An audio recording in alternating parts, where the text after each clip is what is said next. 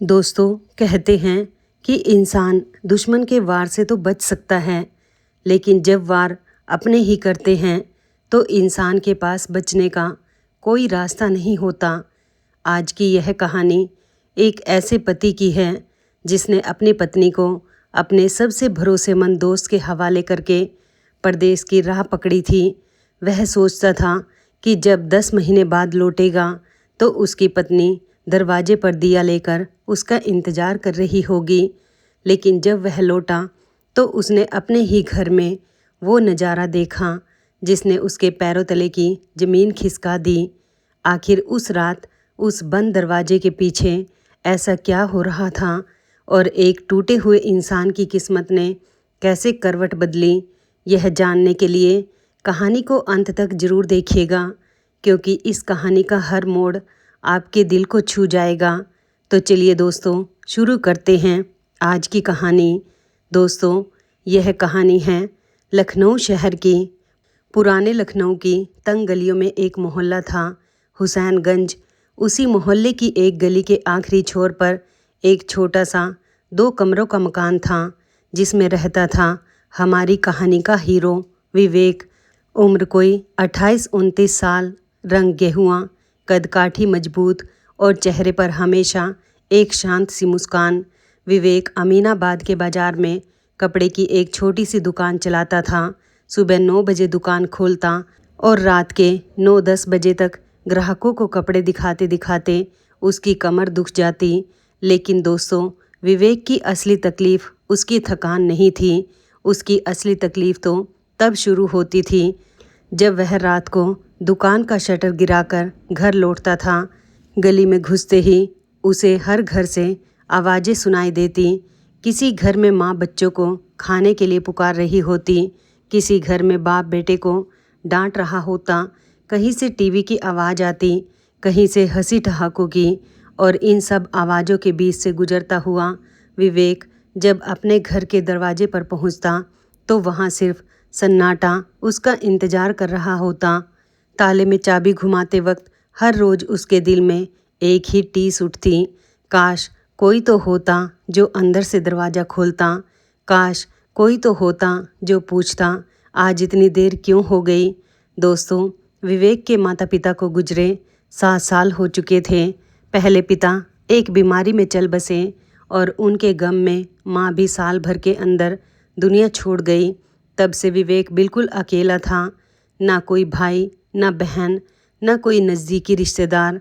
रात को घर आकर वह खुद ही स्टोव जलाता, आटा गूंदता और 2-4 रोटियां सेक कर अचार या सूखी सब्जी के साथ खा लेता। जिस दिन ज़्यादा थका होता उस दिन गली के नुक्कड़ वाले ढाबे से दाल रोटी खाकर लौट आता।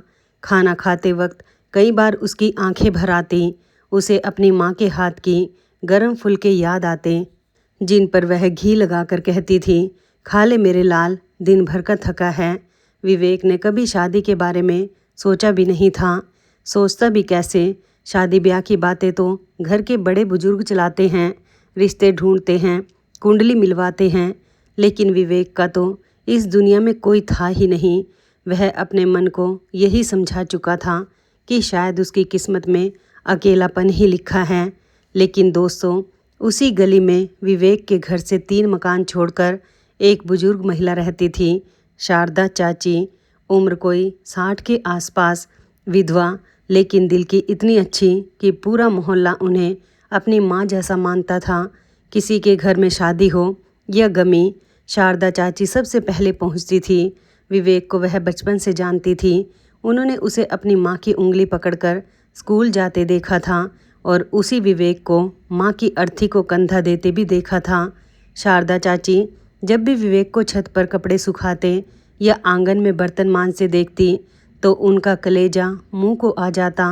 वह अपने आप से कहती, हे भगवान, इस उम्र में जिस लड़के के हाथ में मेहंदी लगे दुल्हन का हाथ होना चाहिए था, वह बेचारा झूठे बर्तन मांज रहा है।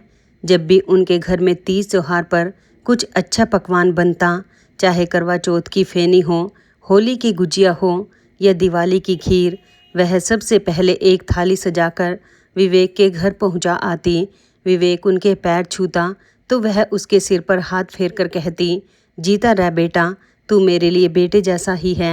अब दोस्तों आपको मिलवाते हैं इस कहानी के दूसरे किरदार से। शारदा चाची की एक छोटी बहन थी कमला, जो लखनऊ से कोई 70 किलोमीटर दूर एक कस्बे में रहती थी। कमला के पति को गुजरे 4 साल हो चुके थे और घर की माली हालत दिन ब दिन बिगड़ती जा रही थी। कमला की एक जवान बेटी थी रूपाली। दोस्तों रूपाली दिखने में इतनी खूबसूरत थी कि जो एक बार देख ले पलके झपकाना भूल जाए। गोरा रंग, बड़ी बड़ी आँखें, लंबे काले बाल, लेकिन कहते हैं ना कि ज़रूरत से ज़्यादा खूबसूरती कई बार घमंड बनकर सिर चढ़ जाती है। रूपाली के साथ भी यही हुआ था। वह घंटों आईने के सामने खड़ी होकर खुद को निहारती रहती, कभी बालों को संवारती, कभी नई नई तरह से दुपट्टा ओढ़ती और खिड़की पर खड़ी होकर आते जाते लोगों को देखती रहती। उसके सपने बहुत बड़े थे। वह अक्सर अपनी सहेलियों से कहती, देख लेना मेरी शादी किसी बड़े घर में होगी, बड़ी सी गाड़ी होगी, नौकर चाकर होंगे और मैं रानी बनकर राज करूंगी। बेटी के ये सपने सुन सुनकर कमला का कलेजा बैठ जाता। वह जानती थी कि घर में तो बेटी के ब्याह के लिए 4 जोड़ी कपड़े खरीदने तक के पैसे नहीं हैं। बड़े घर का रिश्ता तो दूर की बात है, ऊपर से समाज में दहेज का बोझ। रात रात भर कमला की आंखों से नींद गायब रहती। वह सोचती, पति होते तो कुछ इंतजाम कर ही लेते, अब मैं अकेली औरत बेटी का ब्याह कैसे करूं। फिर दोस्तों एक दिन कमला अपनी बड़ी बहन शारदा चाची से मिलने लखनऊ आई। दोनों बहनें बरसों बाद मिली थी। दोपहर का खाना खाने के बाद जब दोनों आंगन में चारपाई डालकर बैठी तो बातों बातों में कमला की आंखें भर आई। वह बोली, जी अब तो रात को नींद नहीं आती। रूपाली जवान हो गई है, कस्बे के लोग बातें बनाने लगे हैं, रिश्ते आते हैं तो लड़के वाले मुंह फाड़कर दहेज मांगते हैं। कोई मोटरसाइकिल मांगता है, कोई नगद 2 लाख। मैं कहाँ से लाऊं जीजी। कभी कभी तो जी करता है कि। शारदा चाची ने झट से बहन के मुंह पर हाथ रख दिया। खबरदार ऐसी अशुभ बात मुंह से भी निकाली तो। अरे मैं बैठी हूँ ना अभी। और तभी दोस्तों शारदा चाची के दिमाग में बिजली की तरह एक चेहरा कौंधा। विवेक का चेहरा, वह सीधा साधा, मेहनती, संस्कारी लड़का जो ना शराब पीता था न कोई ऐब, और जिसकी अपनी दुकान थी, अपना घर था। शारदा चाची की आंखें चमक उठी। उन्होंने बहन का हाथ पकड़कर कहा, कमला तू चिंता करना छोड़ दे। मेरी नज़र में एक हीरा है, इसी गली में रहता है, नाम है विवेक। ऐसा लड़का तुझे दिया लेकर ढूंढने पर भी नहीं मिलेगा। ना दहेज का एक पैसा लगेगा, ना बारात की खातिरदारी का खर्चा। मैं आज ही उससे बात चलाती हूँ। कमला को तो जैसे डूबते को तिनके का सहारा मिल गया। उसने बहन के दोनों हाथ पकड़ लिए और भरी आंखों से बोली, जी अगर यह रिश्ता हो गया तो मैं ज़िंदगी भर तेरा एहसान नहीं भूलूंगी। उसी शाम दोस्तों शारदा चाची विवेक के घर पहुंच गई। विवेक कुछ ही देर पहले दुकान से लौटा था। भूख से उसका बुरा हाल था और वह रसोई में आटे की परात लेकर बैठा ही था कि दरवाजे पर आहट हुई। शारदा चाची ने अंदर आते ही जब विवेक को आटा गूंथते देखा तो उनकी आंखें भर आई। वह उसके पास बैठकर बोली, बेटा विवेक, आखिर कब तक यूं ही अपने हाथों से रोटियां थापता रहेगा। अब तो घर बसा ले बेटा, कोई अच्छी सी लड़की देखकर शादी क्यों नहीं कर लेता। विवेक फीकी सी हंसी हंसा और बोला, चाची आप भी कमाल करती हो, मेरी शादी कौन करवाएगा। आगे पीछे कोई है मेरे, न माँ बाप न कोई रिश्तेदार, और फिर ये शादी ब्याह के काम तो घर के बड़ों के होते हैं। मेरा तो कहते कहते उसका गला भर आया। शारदा चाची ने उसका हाथ अपने हाथ में लेकर कहा, क्यों मैं मर गई हूँ क्या मैं तेरी अपनी नहीं हूँ। सुन, मैंने तेरे लिए लड़की भी देख रखी है। मेरी सगी भांजी है रूपाली, चांद का टुकड़ा है, चांद का टुकड़ा, सुंदर भी है और घर गृहस्थी के काम में भी होशियार। कई रिश्ते आए उसके लिए, लेकिन मैंने अपनी बहन से साफ कह दिया, मेरे विवेक से अच्छा लड़का तुझे 7 जन्मों में नहीं मिलेगा। विवेक कुछ देर चुप रहा। उसकी आंखों के सामने एक तस्वीर सी तैर गई। घर में रौनक, रसोई से आती खनकती चूड़ियों की आवाज़, दरवाजे पर उसका इंतज़ार करता कोई अपना, उसने नज़रें झुकाकर धीरे से कहा, चाची आप मेरे लिए माँ समान हो, आपको जो ठीक लगे कर लीजिए, मुझे आप पर पूरा भरोसा है।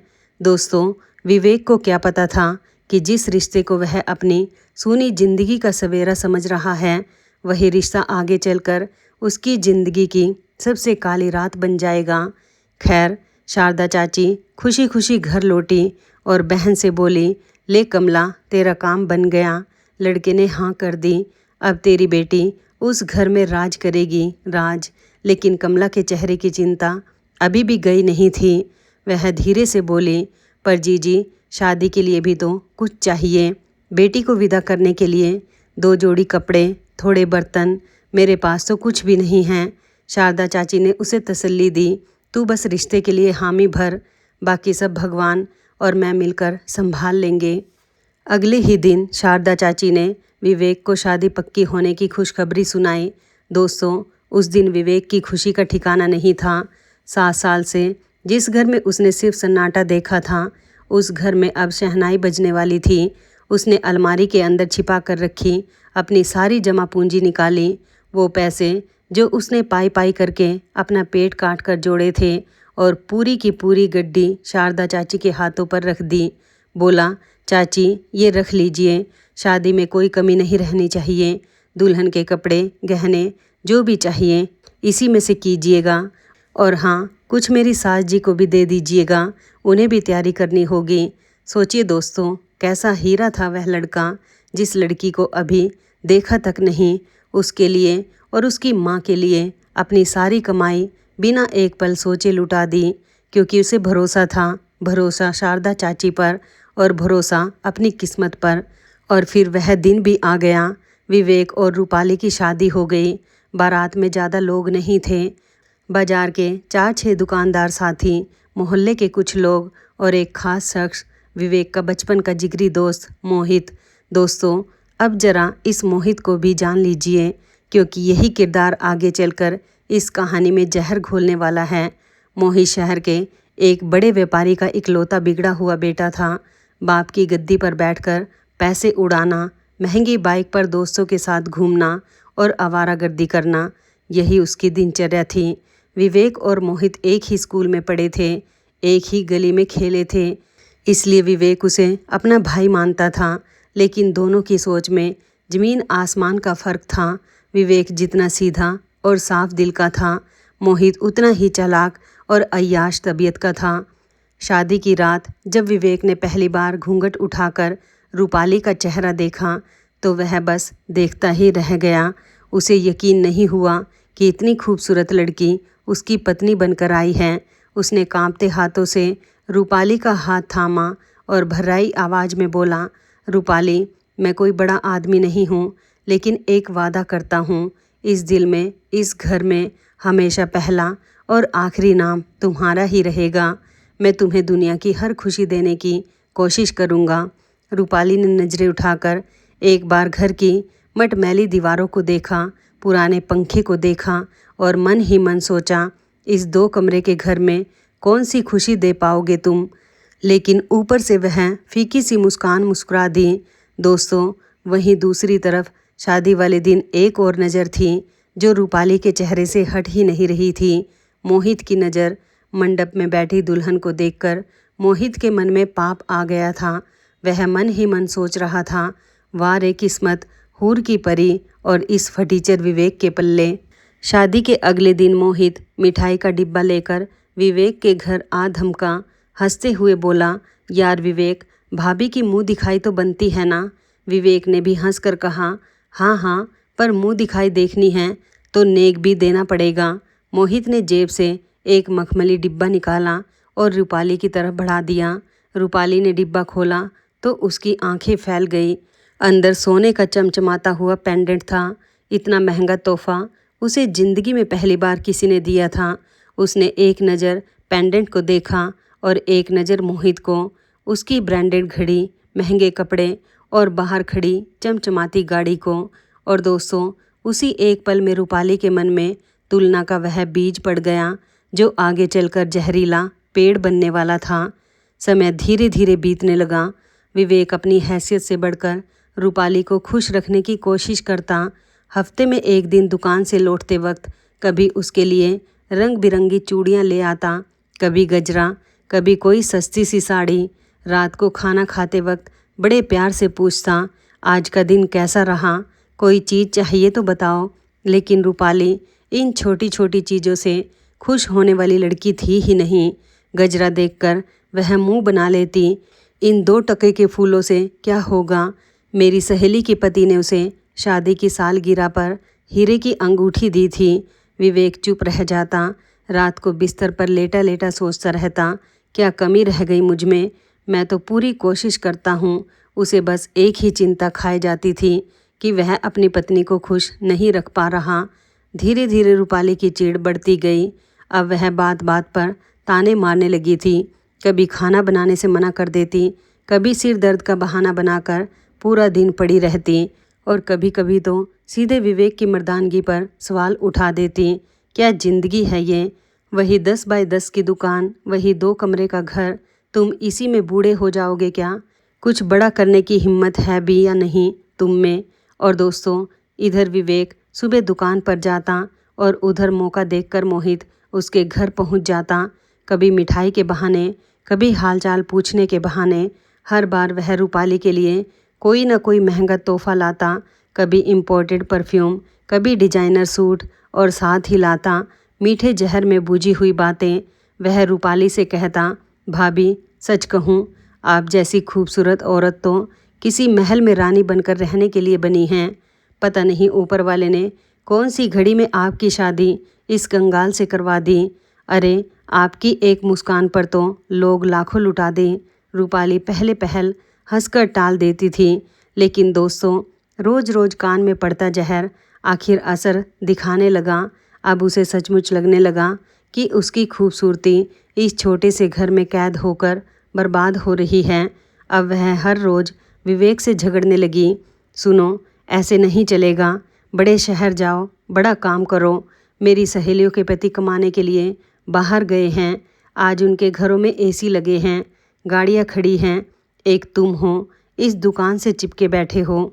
रोज़ रोज़ के तानों से विवेक का मन टूटने लगा और आखिरकार एक रात खाना खाते वक्त उसने फैसला सुना दिया, ठीक है रूपाली, तुम यही चाहती हो ना कि मैं बड़ा आदमी बनूं, तो मैं बाहर जाऊंगा। सूरत में कपड़े का बहुत बड़ा कारोबार है, वहां जाकर होलसेल का काम करूंगा। साल भर की बात है, फिर देखना तुम्हारी हर शिकायत दूर कर दूंगा। यह सुनते ही रूपाली की आंखें चमक उठी, लेकिन विवेक के दिल में कहीं एक खटका भी था। उसने सोचा, एक बार मोहित से सलाह ले लूं। अगले दिन जब उसने मोहित को अपना इरादा बताया तो मोहित के मन में तो जैसे लड्डू फूट गए। यही तो वह चाहता था, विवेक घर से दूर हो जाए और मैदान खाली मिले। उसने झट से विवेक के कंधे पर हाथ रखकर कहा, भाई भाभी बिल्कुल सही कह रही है, मर्द वही है जो वक्त रहते बड़ा दांव खेले। तू बेफिक्र होकर जा और घर की चिंता मत करना, तेरा भाई मोहित है ना यहाँ। विवेक ने अपनी दुकान 1 साल के लिए पड़ोस के दुकानदार को किराए पर दे दी और जो पैसे मिले उससे माल खरीदकर सूरत जाने की तैयारी करने लगा। जाने वाली रात रूपाली ने आंखों में झूठे आंसू भरकर कहा, अपना ध्यान रखना जी और जल्दी लौटना। जब तुम लौटोगे ना तब तक हमारे दिन बदल चुके होंगे। बेचारा विवेक इन मगरमच्छ के आंसुओं को सच्चा प्यार समझ बैठा। स्टेशन पर छोड़ने मोहित आया था। ट्रेन में चढ़ने से पहले विवेक ने मोहित के दोनों हाथ थाम कर कहा, मोहित मेरे भाई, मैं अपनी सबसे कीमती अमानत अपनी रूपाली तेरे भरोसे छोड़कर जा रहा हूँ। उसका ध्यान रखना। घर में कोई ज़रूरत हो, कोई परेशानी हो तो तू ही देखना। मोहित ने छाती ठोक कर कहा, अरे भाई तू कैसी बातें करता है। भाभी मेरी भी भाभी है, माँ समान। तू जा, आराम से जा, यहाँ की पूरी जिम्मेदारी मेरी। दोस्तों, विवेक को क्या पता था कि वह अपनी बकरी खुद ही कसाई के हवाले करके जा रहा है। ट्रेन ने सीटी दी और विवेक की आंखों से आंसू बह निकले। खिड़की से वह तब तक हाथ हिलाता रहा जब तक प्लेटफार्म आंखों से ओझल नहीं हो गया। करीब 20 घंटे के लंबे सफ़र के बाद विवेक सूरत पहुंचा। अनजान शहर, अनजान लोग, अनजान ज़ुबान। पहले 2 दिन तो वह सामान सिर पर लादे किराए का कमरा ढूंढता रहा। आखिरकार एक पुराने मोहल्ले में उसे एक कमरा मिल गया। मकान मालिक थे हरि प्रसाद जी। उम्र कोई 65 साल। सफ़ेद कुर्ता धोती, माथे पर चंदन का तिलक और आंखों में बरसों के अनुभव की गहराई। वह रिटायर्ड अध्यापक थे और अपनी बेटी वैदेही के साथ रहते थे।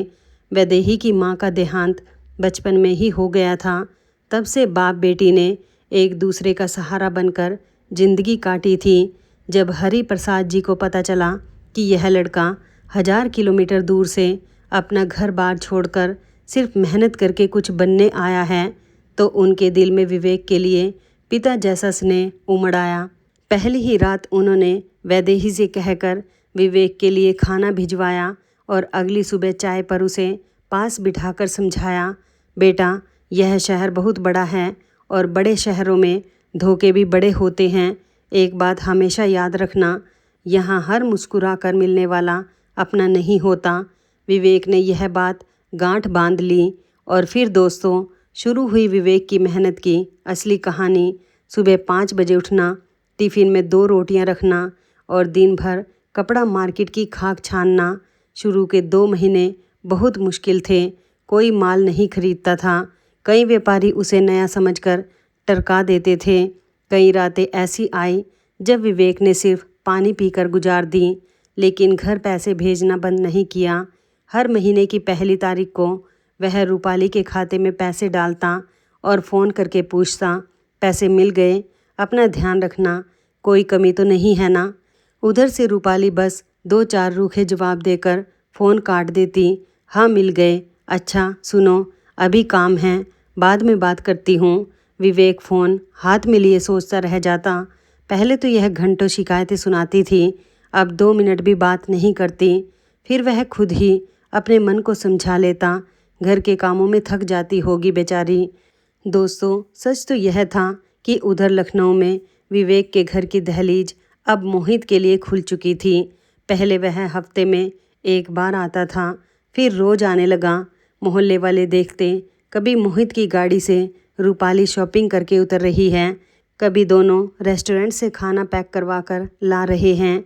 पड़ोसने आपस में खुसर फुसर करती, लेकिन विवेक की इज्जत का ख्याल करके कोई कुछ कहता नहीं था।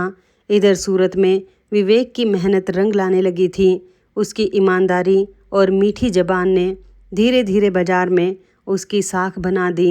अब बड़े बड़े दुकानदार उसी से माल मंगवाते थे। मुनाफा बढ़ता गया और बैंक में रकम जुड़ती गई। देखते ही देखते 10 महीने बीत गए। अब विवेक का मन घर के लिए तड़पने लगा था। रात को कमरे में लेटा वह रूपाली की तस्वीर देखता और सोचता, बस अब बहुत हुआ, अब घर चलूँगा, अपनी दुकान बड़ी करूँगा, घर में एसी लगवाऊँगा, रूपाली की हर ख्वाहिश पूरी करूँगा। उसने रूपाली को फ़ोन करके बताया था कि वह 2 महीने बाद लौटेगा, लेकिन दोस्तों दिल का क्या करे कोई। अब तो उसके लिए 2 दिन काटना भी पहाड़ जैसा हो गया था। आखिरकार उसने फैसला किया, 2 महीने नहीं, वह अभी लौटेगा और चुपके से जाकर रूपाली को सरप्राइज़ देगा। जाने से पहले वह हरि प्रसाद जी के पास आशीर्वाद लेने पहुंचा। पैर छूकर बोला, बाबूजी अब मुझे इजाज़त दीजिए, घर पर मेरी पत्नी मेरा इंतज़ार कर रही है। आपने इस अनजान शहर में मुझे बेटा बनाकर रखा, यह एहसान मैं 7 जन्मों में नहीं भूलूंगा। हरि प्रसाद जी कुछ देर चुपचाप उसे देखते रहे, फिर गंभीर आवाज़ में बोले, बेटा विवेक तू बहुत सीधा और सच्चा इंसान है, इसलिए जाते जाते इस बूढ़े की 3 बातें गांठ बांध ले। पहली बात, पैसा कमाने के लिए अब कभी अपना शहर अपना घर छोड़कर मत जाना, क्योंकि अपनों के बीच बैठकर खाई सूखी रोटी भी परदेश के 56 भोगों से ज़्यादा मीठी होती है। दूसरी बात, सिर्फ किसी के कहने में आकर भावनाओं में बहकर कभी कोई बड़ा फैसला मत लेना, क्योंकि जज्बात में लिए गए फैसले अक्सर ज़िंदगी बर्बाद कर देते हैं। और तीसरी बात, हरि प्रसाद जी ने विवेक की आंखों में आंखें डालकर कहा, अपनी पत्नी को कभी किसी पराये मर्द के भरोसे छोड़कर मत जाना, चाहे वह तुम्हारा कितना भी जिगरी यार क्यों ना हो। दोस्तों तीसरी बात सुनते ही विवेक के दिल में जैसे किसी ने बर्फ़ का पानी उड़ेल दिया। उसका चेहरा सफ़ेद पड़ गया। वह कांपती आवाज़ में बोला, बाबूजी, मैंने तो ये तीनों ही गलतियां कर दी हैं। पैसे के लिए घर छोड़ा, पत्नी के कहने पर छोड़ा और उसे अपने दोस्त के भरोसे छोड़कर आया हूँ। हरि प्रसाद जी के माथे पर बल पड़ गए। वह कुछ देर सोचते रहे, फिर बोले, बेटा, जो हो गया सो हो गया। अब एक काम कर, किसी को खबर मत करना कि तू आ रहा है, न पत्नी को न दोस्त को। चुपचाप बिना बताए घर पहुँच और अपनी आंखों से देख कि तेरे पीछे तेरे घर का माहौल क्या है। अगर सब ठीक मिले तो भगवान का शुक्र मनाना, और अगर कुछ गलत दिखे तो बेटा गुस्से में नहीं, ठंडे दिमाग से फैसला लेना। विवेक उसी शाम की ट्रेन से लखनऊ के लिए निकल पड़ा। दोस्तों, वह 20 घंटे का सफ़र उसकी ज़िंदगी का सबसे लंबा सफ़र था। पूरी रात वह खिड़की से बाहर भागते अंधेरे को देखता रहा। दिल में एक तरफ रूपाली से मिलने की तड़प थी और दूसरी तरफ हरि प्रसाद जी की बातें हथौड़े की तरह बज रही थी। हर मुस्कुराने वाला अपना नहीं होता। अगले दिन रात के करीब 11 बजे विवेक अपनी गली में पहुंचा। पूरा मोहल्ला सो चुका था। उसने सोचा था दरवाज़ा खटखटाऊंगा, रूपाली नींद से जागकर दरवाज़ा खोलेगी, मुझे सामने देखकर चौंक जाएगी और खुशी से मेरे गले लग जाएगी। लेकिन घर के पास पहुंचते ही उसके कदम ठिठक गए। घर की खिड़की से रोशनी छनकर बाहर आ रही थी। इतनी रात को रोशनी, और फिर अंदर से आती हुई हंसने खिलखिलाने की आवाज़ें। एक आवाज़ रूपाली की थी और दूसरी आवाज़ किसी मर्द की थी। विवेक का दिल ज़ोर ज़ोर से धड़कने लगा।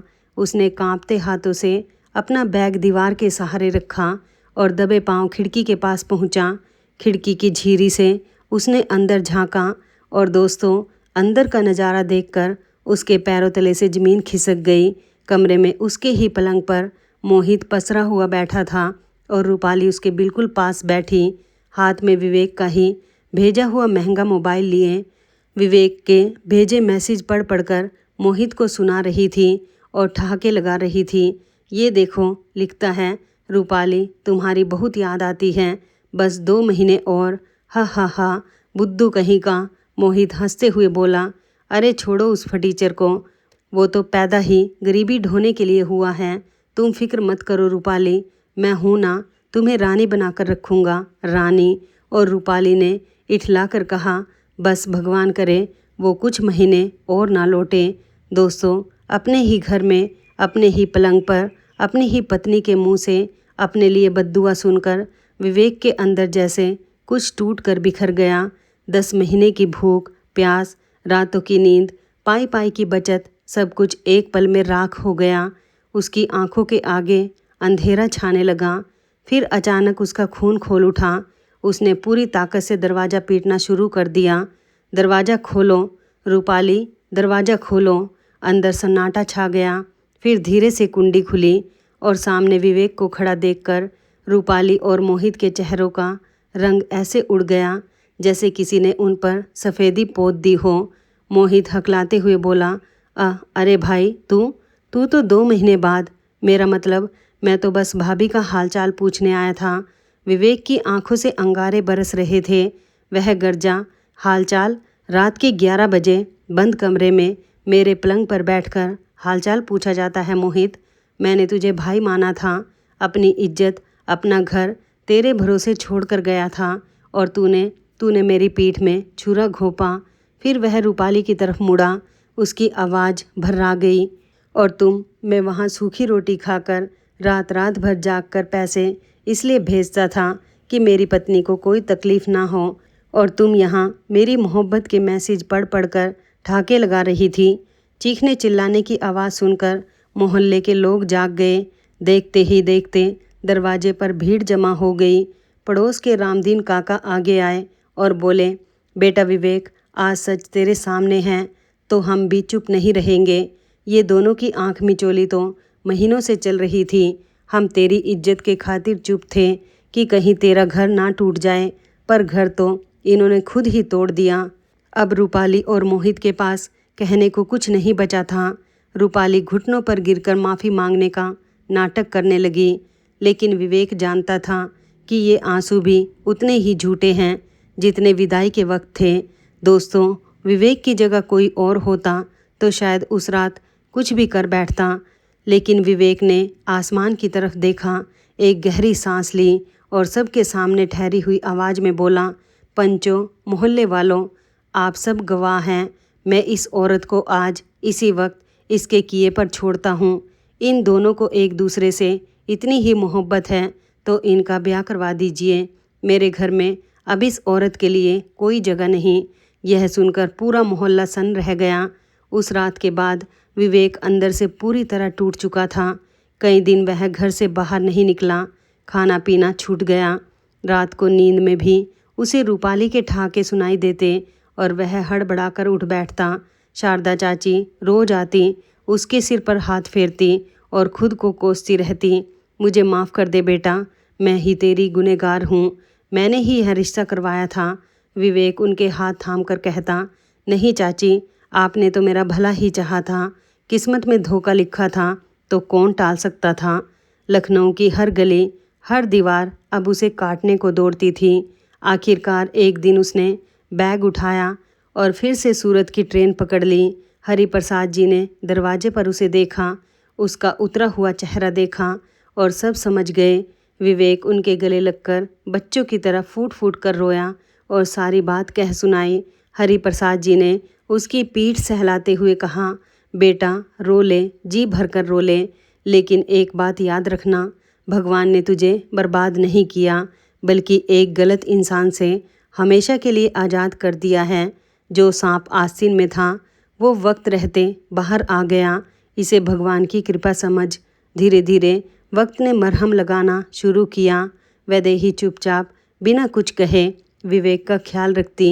वक्त पर खाना, बीमार पड़ने पर काढ़ा और उदास बैठा देखकर बाबूजी को इशारा कर देना कि जाकर उसके पास बैठे। विवेक भी देखता था, यह लड़की कितनी शांत है, कितनी समझदार, न कोई दिखावा न कोई लालच।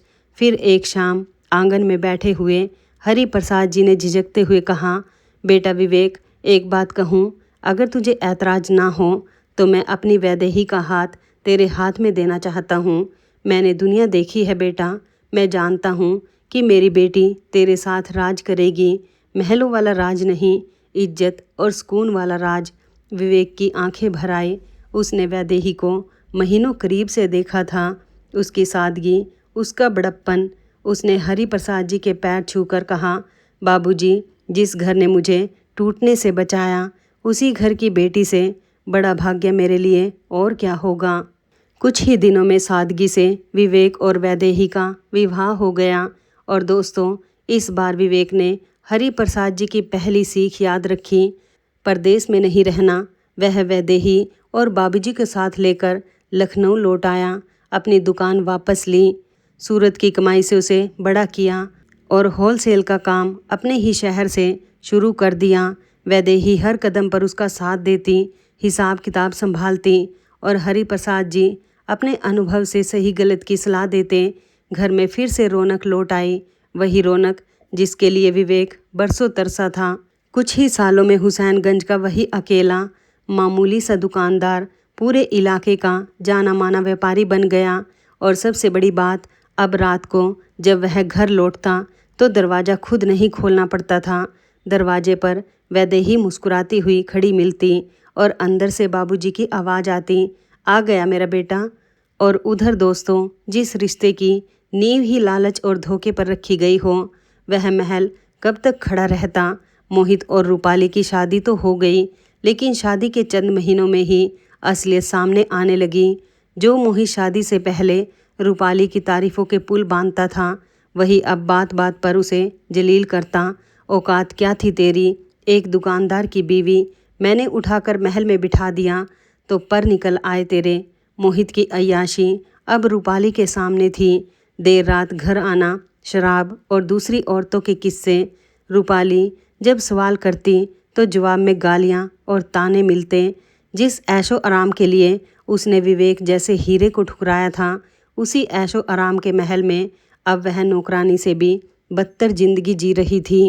अब उसे समझ आ रहा था कि पैसा बिस्तर खरीद सकता है, नींद नहीं, और गहने खरीद सकता है, इज्जत नहीं। लेकिन अब पछताने से क्या होता, जब चिड़िया चुग गई खेत। तो दोस्तों, इस कहानी से हमें 3 बड़ी सीख मिलती है। पहली, अपनों के बीच रहकर कमाई गई सूखी रोटी परदेश की दौलत से ज़्यादा कीमती होती है। दूसरी, किसी के कहने में आकर बिना सोचे समझे ज़िंदगी के बड़े फैसले कभी मत लीजिए। और तीसरी सबसे ज़रूरी बात, जिस रिश्ते में आपको सच्चा प्यार, इज्जत और वफा मिले उसे कभी मत ठुकराइए, क्योंकि धन दौलत तो आज नहीं तो कल कमाई जा सकती है, लेकिन एक बार टूटा हुआ भरोसा दोबारा नहीं जुड़ता।